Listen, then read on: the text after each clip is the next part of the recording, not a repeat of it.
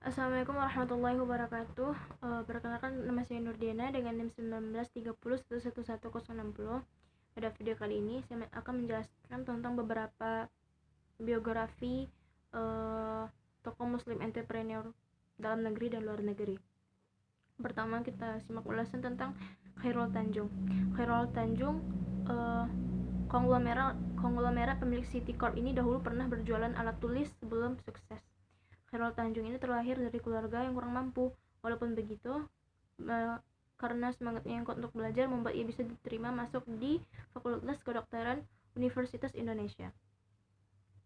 Selanjutnya, tamat kuliah, ia memulai bisnis bersama temannya dengan mendirikan usaha ekspor sepatu anak di bawah bendera PT Pariarti Sindu Utama.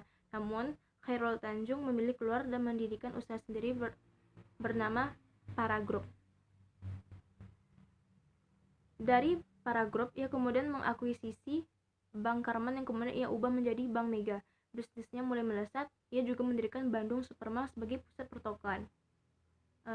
Kemudian ia juga mengembangkan bisnisnya di sektor media dengan mendirikan Trans TV, kemudian mengubah nama perusahaannya menjadi City Corp. Manajemen perusahaan yang bagus membuat usahanya dengan cepat menggurita di banyak sektor usaha, dari media, properti, keuangan, hingga energi. Bisnisnya ini di berbagai sektor membuat kekayaan Chairul Tanjung terus bertambah.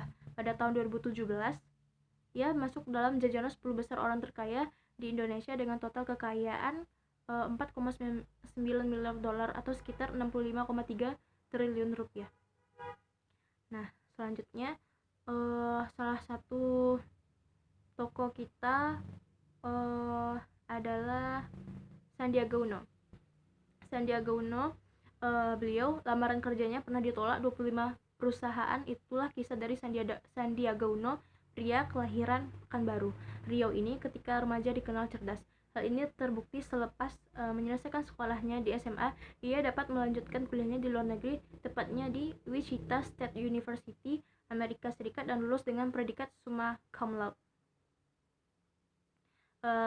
Setelah menyelesaikan kuliahnya, ia kemudian bekerja di Singapura sebagai manajer investasi. Setelahnya ia pindah ke Kanada dan bekerja di posisi Vice President di NTI Resource Ltd. Kemudian model bisnis perusahaan Sandiaga Uno ini yakni mengakuisisi perusahaan yang memiliki kinerja keuangan buruk, kemudian memperbaikinya, dan setelah kinerja bagus kemudian dijual dengan harga yang tinggi. Perusahaan yang berkembang pesat sebagai salah satu perusahaan investasi terbaik. Nama Sandiaga Uno kemudian mulai dikenal sebagai salah satu pengusaha muda yang sukses. Ia pernah menjadi CEO di beberapa perusahaan, yakni Saratoga Capital, PT Tower bersama Infrastruktur Group Tbk, PT Adiro Energy Tbk, serta di PT Recapital Advisor. Nah, tokoh selanjutnya adalah tokoh luar negeri. Tokoh luar negeri ini yang pertama bernama Al-Walid bin Talal. Beliau lahir di Jeddah 7 Maret 1955. Beliau biasanya dikenal sebagai Pangeran Al-Walid. Beliau merupakan pengusaha, investor, dan anggota keluarga kerajaan Arab Saudi. Ia terdaftar di majalah Time sebagai salah satu dari Time 100, daftar tahunan dari 100 orang paling berpengaruh di dunia pada tahun 2008. Al-Walid adalah cucu Ibnu Saud, Raja Arab Saudi pertama, keponakan dari semua Raja Arab, dan cucu Riyad Al-Salih, Perdana Menteri pertama Lebanon.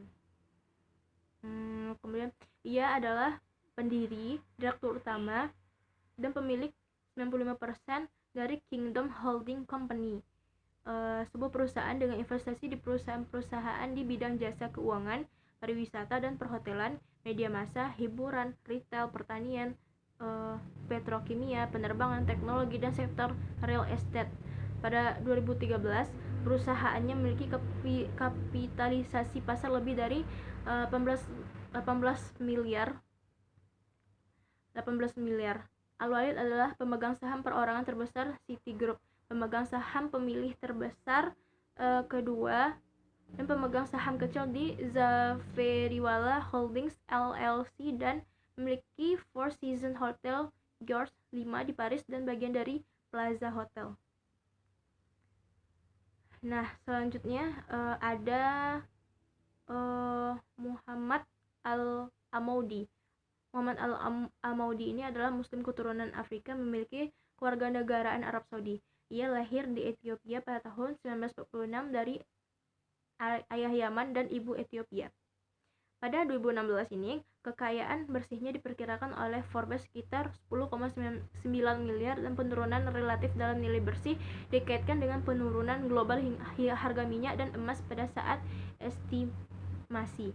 Pada tahun 2016, ia dianggap sebagai orang terkaya di Ethiopia, warga Arab Saudi terkaya kedua di dunia, dan orang kulit hitam terkaya kedua di dunia. Nah, Al-Amaudi membangun bisnisnya dalam bidang konstruksi dan real estate sebelum membeli kilang minyak di Swedia dan Maroko. Dia adalah investor asing individu terbesar di Ethiopia dan investor besar di Swedia. Muhammad Hussein Ali Al-Amaudi adalah pendiri Midrop Group dan menjabat sebagai ketuanya. Al-Amaudi adalah pemilik Prem Petroleum AB dan menjadi chairman sejak Maret 2005 hingga November 2018. Jadi itu saja penjelasan dari saya tentang beberapa tokoh muslim entrepreneur yang ada di dalam negeri dan luar negeri. Sekian dari saya. Wassalamualaikum warahmatullahi wabarakatuh.